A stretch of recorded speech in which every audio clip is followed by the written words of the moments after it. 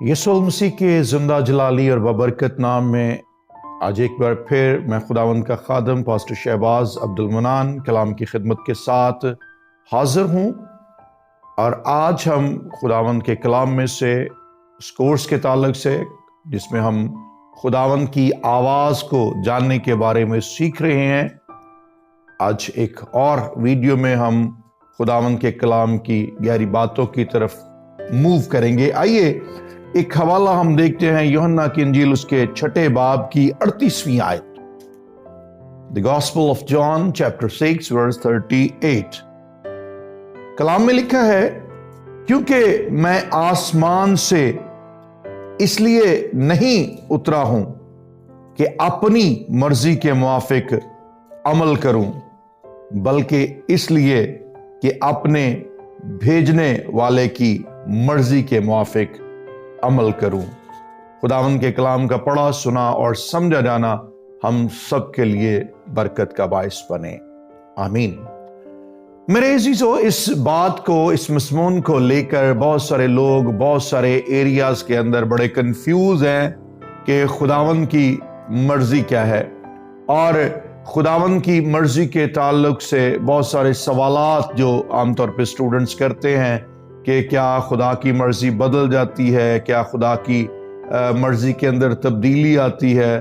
खुदा की मिसाल के तौर पे अगर मेरे एक स्टूडेंट की तरफ से सवाल था कि अगर कोई दुआ करे और कहे कि खुदावंद खुदा रोज़े हशर ना आए, यानी क़यामत का दिन ना आए, तो क्या खुदा की मर्जी बदल जाएगी। इस तरह के सारे सवालात के जवाबात के लिए भी आज की वीडियो आपकी जिंदगी के अंदर जो है वो बड़ी रूहानी तरक्की को लाने वाली है। इससे कबल कि हम खुदा की मर्जी के ताल्लुक से चंद बातों को देखें, हमें जानना है कि 3 तरह की मर्जियां जो है वो इस दुनिया के अंदर काम करती हैं और लोगों की जिंदगियों में जो है वो हमें काम करती हुई नजर आती हैं। नंबर 1 हमारी खुद की मर्जी, नंबर 2 शैतान की मर्जी, और नंबर 3 खुदा की मर्जी। सबसे पहले हम खुद की मर्जी पे चंद बातें कलाम मुकद्दस में से सीखेंगे और फिर दर्जा बदर्जा आगे मूव करेंगे। अगर हम मर्जी के ताल्लुक से या मर्जी के मतलब को जानने की कोशिश करें तो मर्जी दर हकीकत एक पावर है, एक ताकत है, चुनाव की एक कुव्वत है जो हमें फैसला लेने पर आमादा करती है या किसी फैसले तक पहुंचने में जो है और फैसले को करने में हमारी मदद करती है। जहां तक अपनी या मर्जी या खुद की मर्जी का ताल्लुक है तो ये इंसान की अपनी मर्जी दर हकीकत उसके खुद गर्जी के रवैये से जो है वो निकलती है। यानी इंसान जब खुद गर्ज होता है और अपने अलावा जो है वो किसी को नहीं देखता तो वो अपनी ही मर्जी करने की कोशिश करता है और किसी दूसरे की मर्जी उसको मुतासर नहीं करती, और वो अपनी मर्जी को इस्तेमाल करते हुए अपने बहुत सारे फैसलों की बुनियादें रखता है। बाइबल मुकद्दस इसके लिए खबरदार करती है और बाइबल मुकद्दस बताती है कि हम अपनी मर्जी को जो है वो इस्तेमाल जो है वो जब करेंगे तो वी आर इन डेंजर, हम खतरे में हैं। यिर्मयाह उसके 10वें बाब की 23वीं आयत के अंदर, यिर्मयाह 10वां बाब उसकी 23वीं आयत के अंदर लिखा है, ऐ खुदावंद मैं जानता हूं कि इंसान की राह उसके इख्तियार में नहीं, इंसान अपनी रवश में अपने कदमों की रहनुमाई नहीं कर सकता। खुदावंद का खादम यिर्मयाह इस बात का इकरार करता, इस बात का ऐलान करता है कि इंसान अपनी रवश में अपने कदमों की रहनुमाई नहीं कर सकता। It is not possible for man कि वो अपनी मर्जी को इस्तेमाल करते हुए दुरुस्त राहों पर, ठीक राहों पर, जिंदगी की राहों पर चले। उसको जिंदगी की राहों पर चलने के लिए खुदावंद की मर्जी पे इन्हिसार करना होगा। खुद की मर्जी के बारे में कलाम मुकद्दस ये भी कहता है कि खुद की मर्जी दर हकीकत हमारी जिस्मानी फितरत का नतीजा है। यानी जो कुछ हम जिस्मानी फितरत में करना चाहते हैं, that is the result of all physical nature. یہ سب کچھ جو ہے ہماری جو خود کی مرضی ہے یہ ہماری جسمانی فطرت سے پیدا ہوتی ہے. آئیے ہم دیکھتے ہیں کلام مقدس میں دوسرا پطرس کا دوسرا خط، اس کا دوسرا باب اور اس کی 10ویں آیت. لکھا ہے خصوصاً ان کو جو ناپاک خواہشوں سے جسم کی پیروی کرتے ہیں اور حکومت کو ناچیز جانتے ہیں. خصوصاً ان کو جو ناپاک خواہشوں سے جسم کی پیروی کرتے ہیں. The people, those are following، وہ جو پیروی کرتے ہیں کس کی؟ جسم کی خواہشوں کی، ناپاک خواہشوں کی جو ہے وہ پیروی کرتے ہیں. ان کے اندر سے اپنی مرضی جنم لیتی ہے یا ان کی مرضی کے وسیلے سے یہ ناپاکی جسم کی خواہشیں جو ہے وہ جنم لیتی ہے، کیونکہ وہ سوچنے والا ایک جسم ہے، جسم اختیار کے، اور اس کے اندر سے جسمانی خواہشیں ہی نکلیں گی. ہمیں روحانی لیول تک جانے کے لیے خداوند کی مرضی کے تابع ہونے کی ضرورت ہے. ون مور تھنگ جو کلام مقدس میں ہم دیکھتے ہیں، اور یہ داؤد خداوند کا بندہ جو ہے وہ اس بات کا تذکرہ کرتا ہے کہ انسان کی زندگی کے اندر خود کی مرضی کرنے والا شخص جو ہے وہ بدکار ہے، اور اس کی زندگی کے اندر سے بدکاری نظر آتی ہے. زبور 27 اس کی 12ویں آیت، Psalm 27 verse 12 لکھا ہے مجھے میرے مخالفوں کی مرضی پر نہ چھوڑ. اب وہ اپنے مخالفوں کی مرضی کی بات کرتا ہے، اور مخالفوں کی نیچر کیا ہے؟ لکھا ہے کیونکہ جھوٹے گواہ اور بے رحمی سے پھنکارنے والے میرے خلاف اٹھے ہیں.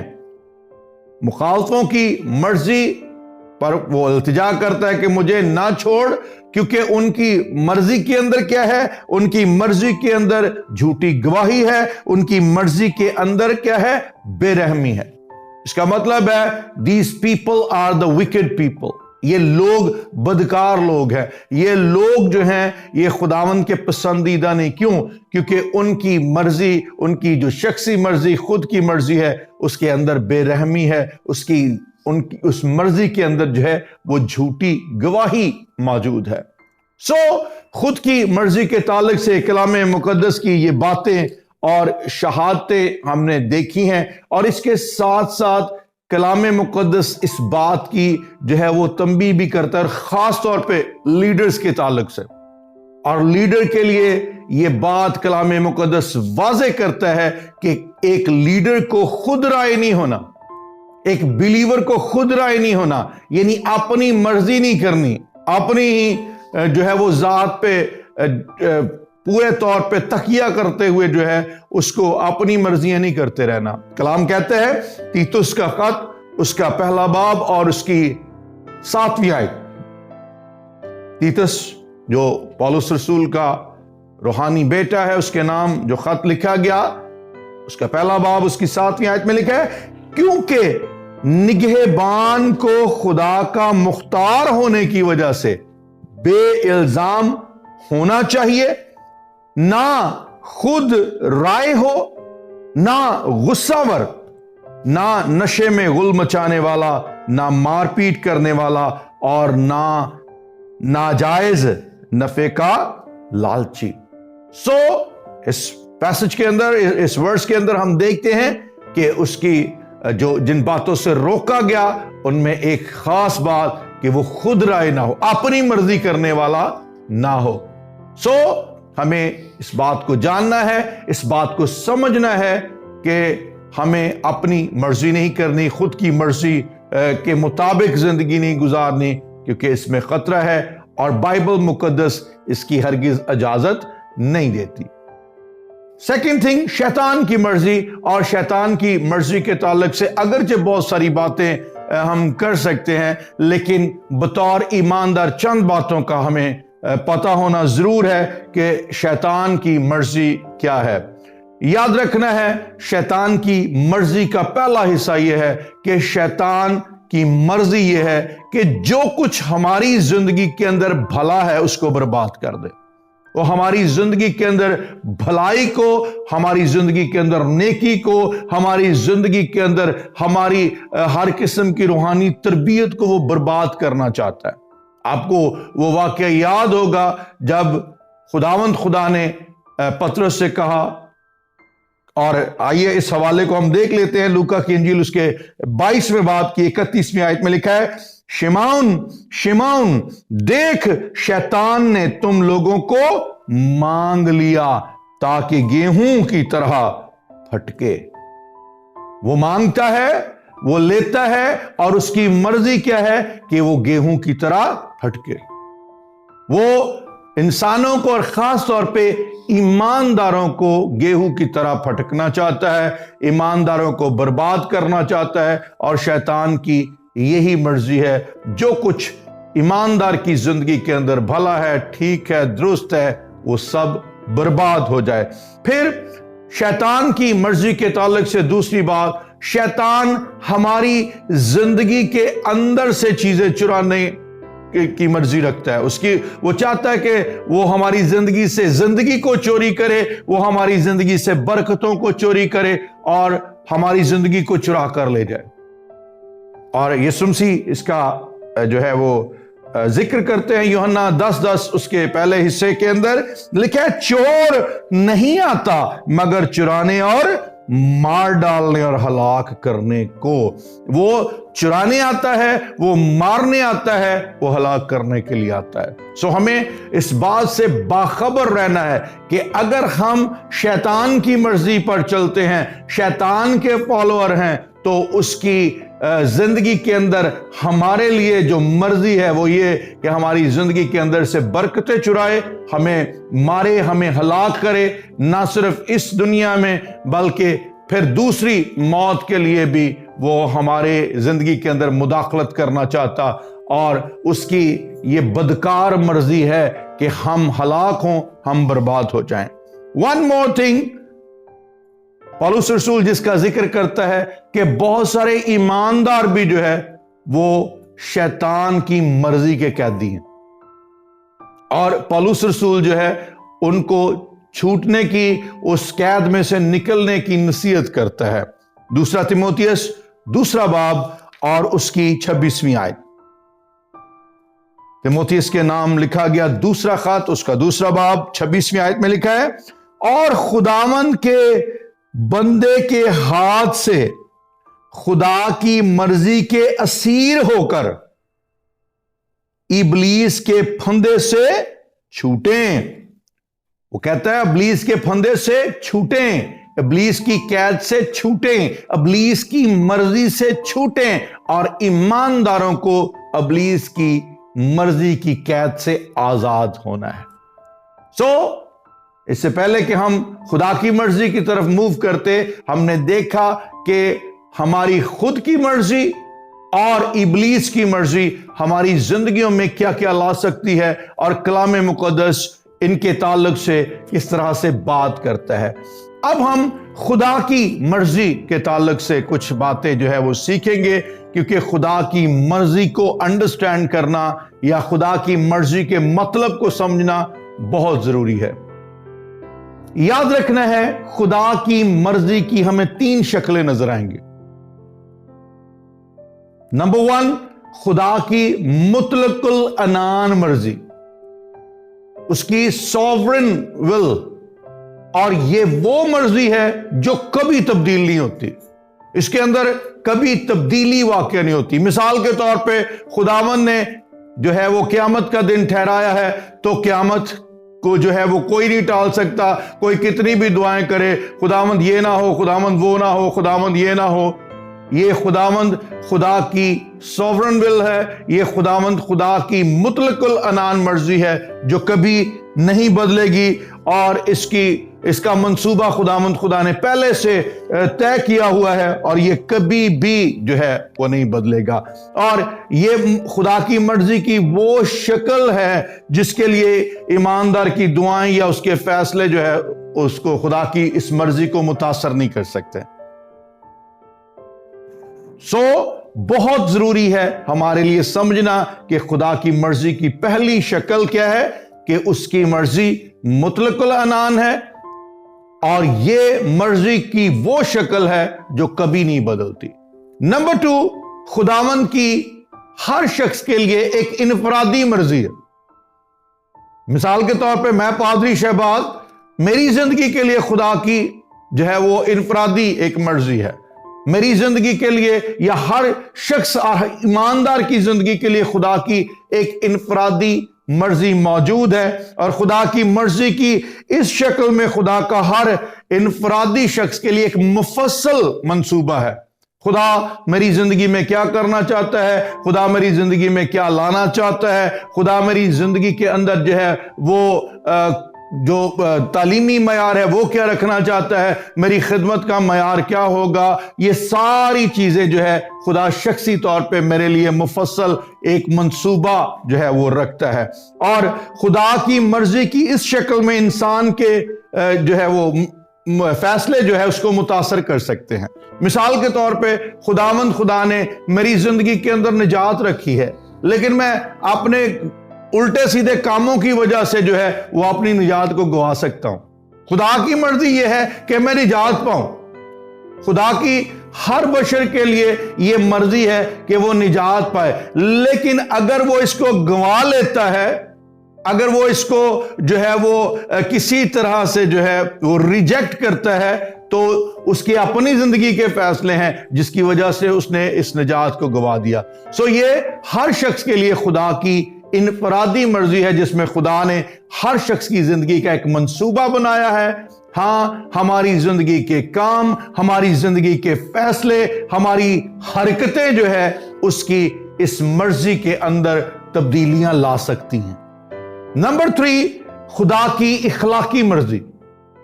ہماری زندگی کے گزارنے کے لیے کس طرح سے ہماری زندگی گزرے گی، کس طرح سے خداوند کی جو ہے وہ احکامات کام کریں گے، یہ سب کچھ خدا نے اپنے تحریری کلام کے اندر اپنی اخلاقی مرضی کو جو ہے وہ لکھ دیا ہے، اور یہ سارے کے سارے ایماندار کی زندگی کے لیے ہیں کہ ایماندار کا ایمان اس نے کس طرح سے رکھنا ہے، اس نے زندگی کس طرح سے گزارنی ہے۔ یہ خداوند خدا کی جو ہے وہ اخلاقی مرضی ہے جو ریٹن ورڈ آف گاڈ میں لکھی جا چکی ہے، اور یہ بات یاد رکھنی ہے کہ ہر شخص کی انفرادی زندگی کے اندر، یعنی جو انفرادی مرضی ہے وہ اور یہ دونوں مرضیاں آپس میں ان کی بڑی ہم آہنگی ہے، یہ دونوں بڑی ہم آہنگ ہیں۔ اس کا مطلب آپ ذرا اس کو سمجھ لیجئے، یعنی جو کچھ اخلاقی مرضی کے اندر لکھا ہوا ہے، یعنی خدا نے جو اپنی اخلاقی مرضی بتائی ہوئی ہے۔ خدا کی مرضی کیا ہے کہ بشر جھوٹ نہ بولے، خدا کی مرضی لکھی ہوئی ہے تو خون نہ کرنا، یہ خداوند کی مرضی ہے کہ کوئی خون نہ کرے، ماں باپ کی عزت کرنا، یہ خدا نے اپنی اخلاقی مرضی اور ریٹن ورڈ کے اندر لکھا ہوا ہے، یہ خدا کی مرضی ہے کہ کوئی خون نہ کرے۔